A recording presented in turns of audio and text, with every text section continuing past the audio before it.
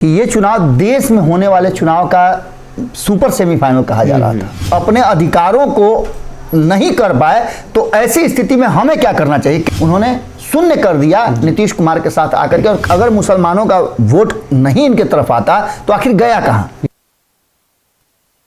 नमस्कार, भारत लाइव देख रहे हैं आप, और ये रातों रात है जहां हम बिहार की सियासत से जुड़ी हुई घटनाओं पर चर्चा करते हैं, जिसका परिणाम आने वाले दिनों में बिहार में पड़ता है। खास तौर पे जब चुनाव का परिणाम आता है तो पार्टी के अंदर आत्ममंथन का दौर, या ऐसे कह सकते हैं कि पार्टी के अंदर समीक्षा बैठक होती है, समीक्षा की जाती है हर मुद्दों पर। तो ऐसे में राजद की समीक्षा बैठक में तय हो गया कि नीतीश को इस्तीफा देना होगा।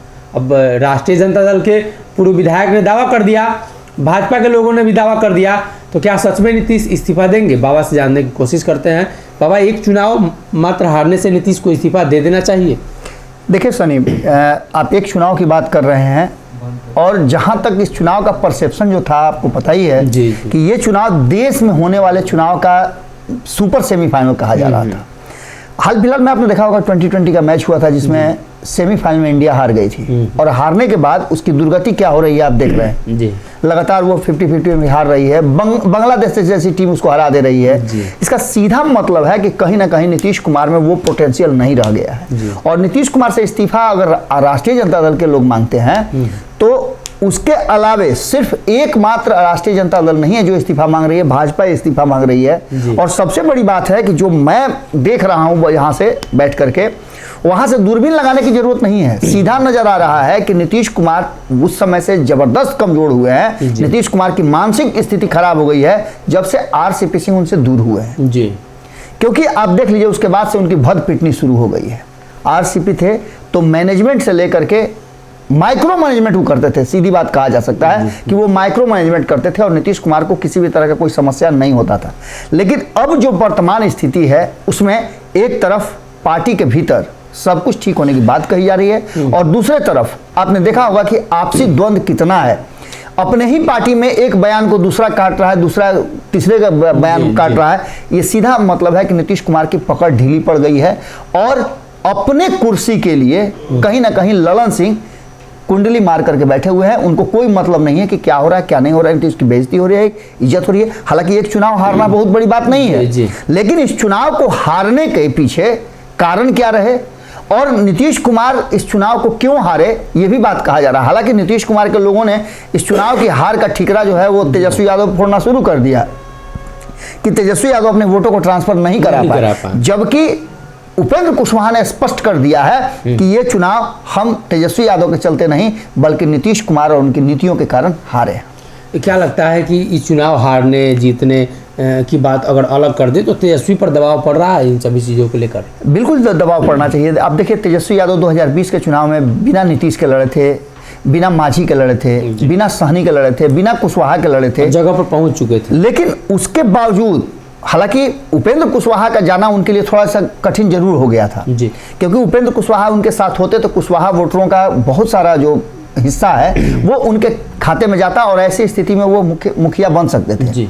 लेकिन बार बार ये बात कही जा रही है, और एक बात और कही जा रही है कि तेजस्वी यादव जो 2020 में प्रदर्शन किए थे उस सारे प्रदर्शन को कहीं ना कहीं उन्होंने शून्य कर दिया नीतीश कुमार के साथ आकर के, और खास करके कुर्नी के चुनाव में। अब आप पीछे जो 3 चुनाव हुए और इस साथ में जब आई है महागठबंधन, उसके बाद का रिकॉर्ड आप देख लीजिए, तो उस रिकॉर्ड में नीतीश कुमार के साथ वाली महागठबंधन हमेशा पिछड़ती नजर आ रही है।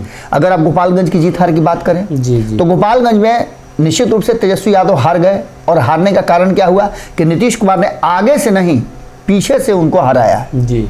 सीधे तौर पे वो नहीं पहुंचे, जबकि तेजस्वी यादव कुर्नी में 2 बार गए, उसका भी असर कुछ नहीं हुआ। इसका मतलब है कि नीतीश कुमार की निष्क्रियता और लोगों के बीच में स्वीकार्यता बहुत ज्यादा हो गई। ऐसे भी एंटी इनकम्बेंसी 17 साल से वो सत्ता में है, और 17 साल से इधर से उधर हो रहे हैं, लेकिन इन सब के बावजूद कुर्नी में कहीं ना कहीं तेजस्वी यादव पर दबाव इसलिए बढ़ा है कि 2020 के जैसा प्रदर्शन वो नहीं कर पाए हैं। और खास करके जब बात अब जगदानंद सिंह से कीजिए तो वो सवाल खड़े कर रहे हैं कि हम लोग नए हैं, और नए होने के साथ साथ वो कहीं ना कहीं उस दबाव को कम करने की कोशिश कर रहे हैं। लेकिन जहां 40 से 45 हजार के आसपास यादवों का वोट हो, वहां आप चुनाव हार जाते हो जबकि समीकरण आपके पास लॉ और कुछ के साथ साथ MY का भी हो, A to Z की बात आप करते हो, और फिर भी आप 36-37 से चुनाव हार जाते हो, तो निश्चित रूप से दबाव बड़ी पार्टी पर होगा, और बड़ी पार्टी निश्चित रूप से राष्ट्रीय जनता दल है।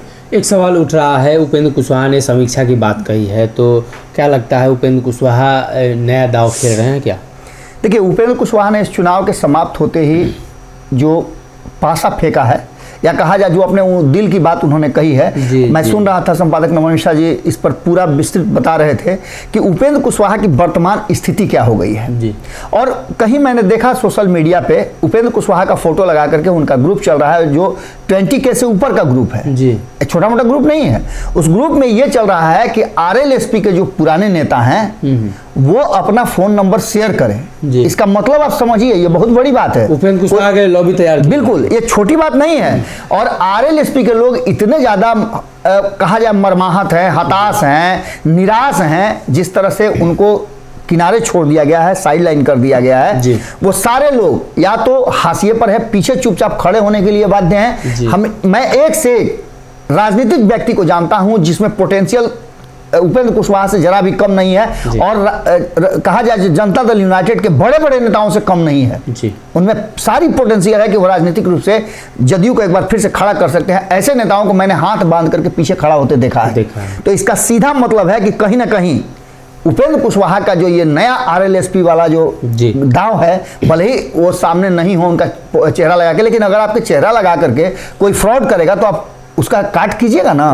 और ये लंबे समय से चल रहा है जी। RLSP में लोगों को फिर से बुलाया जा रहा है, इसका कहीं ना कहीं राजनीतिक मतलब तो निकाला ही जाएगा, और यही वो दांव है जिसको लेकर के कहीं ना कहीं उपेंद्र कुशवाहा ने नीतीश कुमार और जदयू पर दबाव बनाया है। और ये दबाव कल और नजर आया जब मीडिया ने उनसे पूछा, और उनके बयान के बाद उमेश कुशवाहा ने उनके बयान को सिरे से खारिज कर दिया। एक सवाल उठ रहा है कि जीतन राम मांझी ने चुनाव हारते ही कोऑर्डिनेशन कमेटी की बात कह दी। कांग्रेस के वरिष्ठ नेता तारिक अनवर ने भी आज बयान दिया और कहा कि कोऑर्डिनेशन कमेटी अब बना देनी चाहिए। सर, नीतीश कुमार को इस बारे में ज़्यादा सोचना नहीं चाहिए। अब देखिए, कोऑर्डिनेशन कमेटी की बात तो शुरू से उठ रही है, और ये डिमांड महागठबंधन, जब पहले वाला महागठबंधन था 2020 वाला, उससे पहले से उठ रहा है। जब एनडीए में ये सारे दल गए हुए थे तब भी उठ रहा था, और फिर जब वापसी किया महागठबंधन तब भी उठ रहा है। इसका सीधा मतलब है कि कोऑर्डिनेशन कमेटी नहीं बनाने के पीछे जो बड़े दल हैं वो जानते हैं कि ये हमें परेशान करेंगे, समय समय पर कोऑर्डिनेशन कमेटी की बैठक बुलाएंगे, और ऐसी स्थिति में इनकी परेशानी होगी। और ऐसे बिना कोऑर्डिनेशन कमेटी के जो इनके मन में आता है वो फैसला ही कर देते हैं, मानने के लिए बाध्य होता है। लेकिन इन सब में सबसे बड़ी बात यह है कि मांझी और कांग्रेस के बयानों में कंट्राडिक्टरी है जी। सबसे पहले तो जैसे ही ये चुनाव परिणाम आया, जीतन राम मांझी ने राष्ट्रीय जनता दल को घेरा जी। आपने सुना ही होगा दानिश रिजवान का बयान कि उन्होंने साफ कहा कि मुसलमानों को नाराज करने, जबकि उनके बयान के ठीक उलट परिणाम है। क्योंकि अगर मुसलमानों का वोट नहीं इनके तरफ आता तो आखिर गया कहाँ? क्योंकि AIMIM को तो पड़ा नहीं, 3300 वोट, तो फिर वो क्या वो भारतीय जनता पार्टी को दे दिए? ऐसा नहीं नजर आता है। सानी को दिए ही नहीं है, इसलिए कि बेचारे 10,000 पर अपना जमानत भी नहीं बचा पाए जी। तो ऐसी स्थिति में उनका निश्चित रूप से बयान जो है वो कहीं ना कहीं विरोध पैदा करता है, लेकिन सच्चाई भी उसमें है। उसी सच्चाई को लेकर के जैसे ही शहाबुद्दीन का नाम आया जी, और मांझी की टीम ने ये शहाबुद्दीन का नाम लिया कि उनके परिवार को दरकिनार करने से ही ऐसा हो रहा है, तो इसका खुलासा और उन्हें स्टार बताने के लिए आगे आए जगदानंद सिंह। इसका मतलब है कि कहीं ना कहीं जो दबाव पड़ रहा है, जो मांझी का बाउंसर है वो उनके सर से ऊपर निकल गया। यही कारण है कि जगदानंद सिंह को खुद आकर के इस पर बयान देना पड़ा और इस डिफेंड करना पड़ा अपनी पार्टी को। दूसरी तरफ कांग्रेस की बात कर रहे हैं आप, तो कांग्रेस ने इस हार को लेकर के सीधे सीधे नीतीश कुमार की नीतियों को जिम्मेवार ठहराया है। सबसे पहले तो आपने देखा होगा कि अजीत शर्मा ने शराबबंदी नीति को सीधे कोट करते हुए कहा कि वहां और शराबबंदी, खास करके आप कुढ़नी में देखिए ना कि शराबबंदी को लेकर के जितने लोग आंदोलित हैं, जितना ज्यादा वहां लोग नाराज हैं नीतीश कुमार के शराबबंदी से, उसके पहले आपने देखा कि चिराग पासवान ने किस तरह का दांव खेला कि वहां जाने से पहले उन्होंने एक बैठक बुलाई, मीडिया को बुला करके उन्होंने कहा कि अगर हमारी सरकार बनती है तो हम शराबबंदी को और ताड़ीबंदी को खत्म करेंगे। हालांकि ताड़ीबंदी पर उन्होंने कहा कि हम इस चुनाव के बाद उस पर आंदोलन भी करेंगे। तो निश्चित रूप से कहीं ना कहीं कांग्रेस का ये बाउंसर जो है वो नीतीश कुमार के पल्ले नहीं पड़ रहा है, और ऐसी स्थिति में निश्चित रूप से एक और दल है जो विरोध में खड़ा हो गया। इससे पहले आपको पता ही है कि वाम दल भी नाराज चल रहे थे। चिराग पासवान नीतीश कुमार के लॉ एंड ऑर्डर को लेकर एक बार फिर से सदन में आज गरजे हैं। उन्होंने स्पष्ट किया है कि बिहार में लॉ एंड ऑर्डर की स्थिति काफ़ी खराब है, तो केंद्र सरकार को इस पर अब संज्ञान लेना चाहिए। देखिए सनी, कुढ़नी का चुनाव कहीं ना कहीं एक माइलस्टोन जरूर है, और यहाँ के बाद से राजनीति बहुत बदलेगी जी। आपने देखा भी होगा किस तरह से महागठबंधन के भीतर ही बवाल मचा हुआ है, एक दूसरे पर आरोप प्रत्यारोप का दौर शुरू है। हार के समय अक्सर होता है। मैं सवेरे ही कल बात कर रहा था, उसी दौरान मैंने कहा था कि गली क्रिकेट आपने देखा होगा, एक ही मोहल्ले के बच्चे दो टीम में बढ़ जाते हैं, और जो टीम हारती है एक दूसरे का सर फोड़ने के लिए भी तैयार हो जाते हैं कि तुम्हारे चलते हारे, तुम्हारे चलते हारे।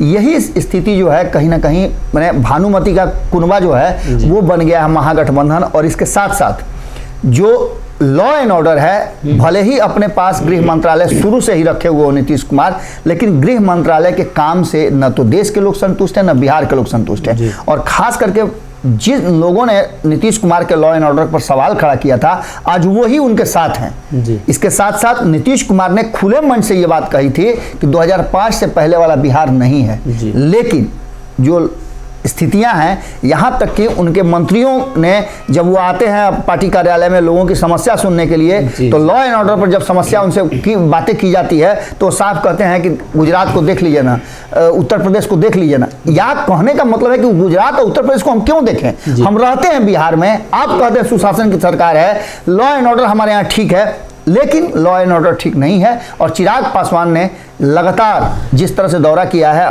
पहले तो मैं देखता था कि पप्पू यादव ही थे जो अक्सर जहां कोई भी घटना घटी तो जाते थे, लेकिन अब चिराग पासवान वहां नजर आते हैं, बिहार की जमीन पर लोगों के साथ इंटरेक्ट करते हैं। और साथ ही साथ एक और बड़ी घटना होने वाली है कि बिहार के डीजीपी का कार्यकाल समाप्त हो चुका है, एक्सटेंशन पर चल रहे हैं, और 11 लोगों का नाम गया है केंद्र को। अब जैसा कि कुढ़नी के चुनाव से लेकर के अब तक या उससे पहले भी जब नीतीश कुमार थोड़ा बहुत अनबन चल रहा था भारतीय जनता पार्टी से, तब से ही बिहार का प्रभार जो है अमित शाह ने अपने हाथ में ले लिया है। और अमित शाह के डिपार्टमेंट, अमित शाह के अंदर ही ये फैसला है कि बिहार का डीजीपी कौन होगा।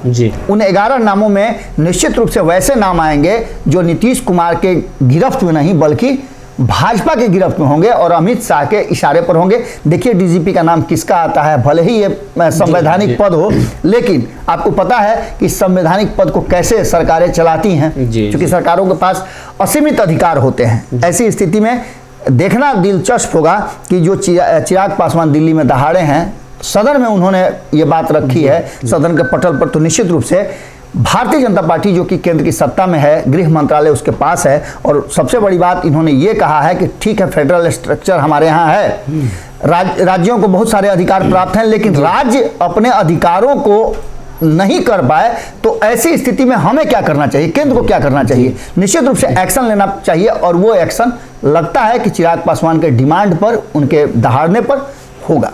तो कहीं ना कहीं चिराग पासवान की बात कर ले या जीतन राम मांझी हो, कांग्रेस हो, अब महागठबंधन के अंदर ही लगातार ये चर्चा शुरू हो गई है कि नीतीश कुमार को इस्तीफा दे देना चाहिए, कोऑर्डिनेशन कमेटी बन जानी चाहिए। ऐसे में ये चुनाव जो है अभी एक दिन पहले ही परिणाम आया है, तो आने वाले दिनों में जब समीक्षा बैठक होगी उसके बाद इसका जिम्मेदार कौन होता है पार्टी के अंदर, कौन कौन से वो लोग होते हैं जिनकी छुट्टी होती है, कौन से नए लोग होते हैं जो आते हैं, ये देखने वाली बात होगी। अगर ये वीडियो पसंद आई और वह बिहार के राजनीति और बिहारियत से सरोकार रखेनी तो सब्सक्राइब बटन दबा के चैनल के सब्सक्राइब कर ली। ओजे एगो घंटी बा, ओकरा बटन दबा देला से कुल सटीक और मारक खबर रुआ मुफ्त में मिल जाई। अगर रुआ पत्रकारिता के हमनी के नया प्रयोग में सहयोग कर चाहतानी तो ज्वाइन बटन दबा दी। पेटीएम नंबर नोट कर ली 938681